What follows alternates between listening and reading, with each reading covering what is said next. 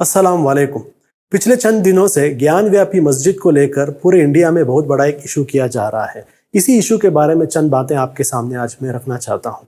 पहले तो हमें जानना चाहिए कि ये ज्ञान व्यापी इशू जो है ये आरएसएस और संघ परिवार का एक लॉन्ग टर्म एजेंडा का एक हिस्सा है। आप लोग जानते होंगे कि बाबरी मस्जिद का जो इशू था, उस इशू और इस इशू में आप देखेंगे बहुत सारे सिमिलैरिटीज आपको नजर आएंगे।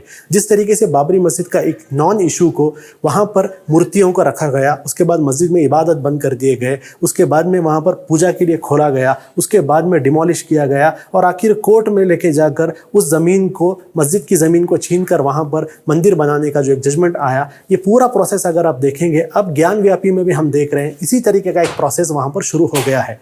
सबसे पहले चीज आपको जानना है कि प्लेसेस ऑफ वर्शिप एक्ट के मुताबिक 1947 15 अगस्त के दिन इंडिया में कोई भी धार्मिक स्थल का जो स्टेटस है वो स्टेटस वैसे ही मेंटेन होना है। यानी अगर वहां पर मस्जिद है तो मस्जिद ही होनी है, अगर वहां पर मंदिर है या कोई और धार्मिक स्थल है तो वैसे ही होना है।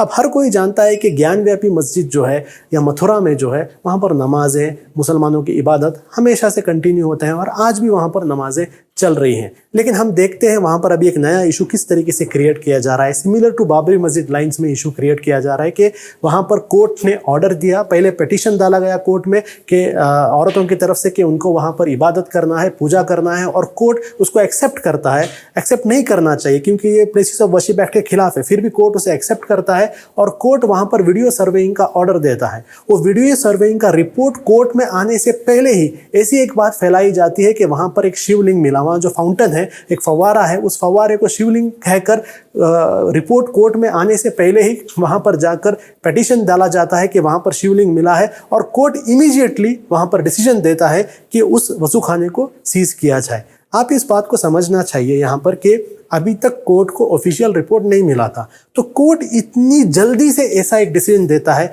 इसमें हमें शक आता है कि पहले ही प्री डिसाइडेड था। पहले ही प्री डिसाइडेड था कि एक आदमी आकर पिटीशन डालेगा, उस पिटीशन पर वहां पर कोर्ट जजमेंट देगी कि वहां पर वजू करना बंद हो जाएगा और वजू खाने को सीज किया जाएगा। इसमें दूसरा पॉइंट भी आपको देखना है कि सुप्रीम कोर्ट के पास ये जब गया, सुप्रीम कोर्ट से बहुत एक उम्मीद थी कि सुप्रीम कोर्ट इस गलती को सुधार देगी, लेकिन अफसोस ये बात थी कि सुप्रीम कोर्ट ने भी एक मिडल का रास्ता लेने की कोशिश की। सुप्रीम कोर्ट ने भी कहा कि शिवलिंग को प्रोटेक्ट करना है लेकिन मुसलमानों की इबादत को नहीं रोकना है। अब सबसे पहला इसमें सवाल यह आता है कि वो शिवलिंग है करके किसने कहा?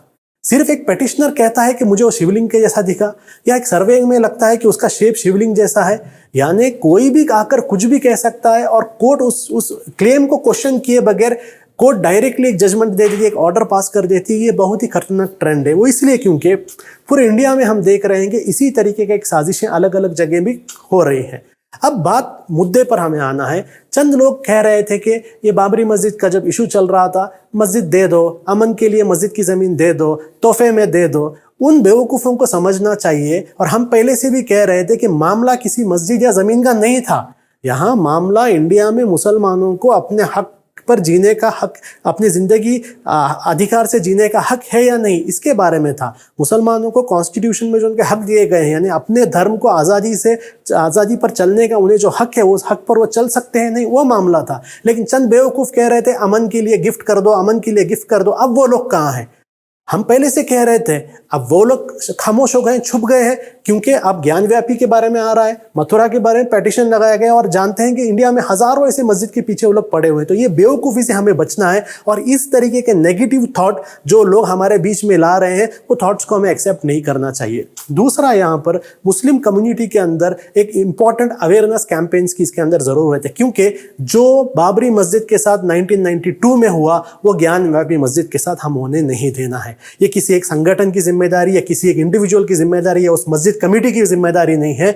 ये पूरे के पूरे इंडिया की मुस्लिम कम्युनिटी की जिम्मेदारी है कि जो बाबरी मस्जिद के साथ हुआ वो ज्ञान व्यापी मस्जिद या मथुरा शाही जो मस्जिद है उसके साथ या किसी मस्जिद के साथ होने नहीं देना है। इसके लिए क्या जन आंदोलन बंद चाहिए, इसके लिए क्या लीगल इंटरवेंशंस चाहिए, इसके लिए क्या अवेयरनेस कैंपेन्स चाहिए, इसके लिए जो जो अलग अलग एक्टिविटीज़ चाहिए, उन एक्टिविटीज़ में और एक्टिविज्म में मुस्लिम कम्युनिटी को उतरना बहुत ज़रूरी है। हाथों पर हाथ रखकर ये कहना नहीं बात कोर्ट में है, कोर्ट का जो फैसला आ जाएगा तब देखेंगे, इस तरीके का जो एक ब्लंडर्स इससे पहले हुए वैसे ब्लंडर्स अब नहीं करना है, बल्कि एक्टिव रहना है और इन इश्यूज़ को हमें हमेशा ऑब्जर्व करना है और कहीं पर भी ऐसा एक अपॉर्चुनिटी नहीं देना है कि जिस तरीके से बाबरी मस्जिद हमारे हाथ से चली गई उस तरीके से ज्ञान व्यापी मस्जिद के साथ नहीं होना है। दूसरा यहाँ पर एक इंपॉर्टेंट पॉइंट इंडिया की सेक्युलर पार्टीज और सिविल सोसाइटी के लिए भी है। देखिए, सेक्युलरिज्म की बातें करने से सेक्युलरिज्म प्रोटेक्ट नहीं होता।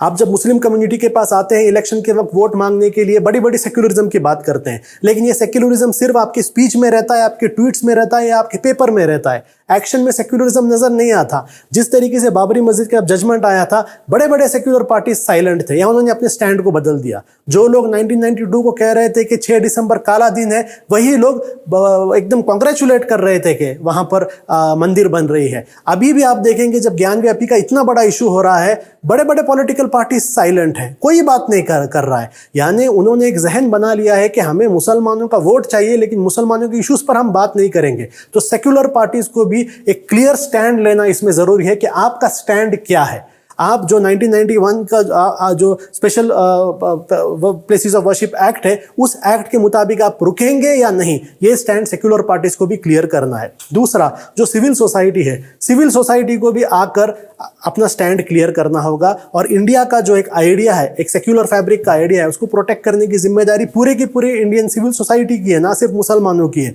उन्हें भी आकर ये जो उनके आंखों के सामने मुस्लिम कम्युनिटी को टारगेट करने का एक काम हो रहा है, मुस्लिम प्लेसेस ऑफ वर्शिप को टारगेट करने का काम हो रहा है, इसके खिलाफ आवाज उठाना है। बाबरी मस्जिद के मामले में बहुत सारे लोग साइलेंट थे और हमने देखा क्या हुआ। अब इंडियन सिविल सोसाइटीज, इंडिया की जो सेक्युलर सोसाइटी है, इसे सामने आकर ज्ञान व्यापी मस्जिद के साथ ऐसे नहीं होने देना है। तो यहाँ पर बहुत बड़ी एक जिम्मेदारी हमारे सामने है कि इस तरीके से जो आरएसएस की साजिश है, कॉन्स्पिरेसी है, उस कॉन्स्पिरेसी को रोका जाए। जो पास से एक्सपीरियंस है, लेसन्स हैं, उन लेसन्स को लेकर आने वाले दिनों में इंडिया में मुस्लिम कम्युनिटी के इंस्टीट्यूशंस, मुस्लिम कम्युनिटी के मस्जिद और मुस्लिम कम्युनिटी के स्पेशल जो माइनॉरिटी राइट्स हैं, उन राइट्स की प्रोटेक्शन के लिए जो जो एक्टिविज्म और जो जो काम हमें करना है, उस काम के लिए हमें तैयार रहना है। शुक्रिया।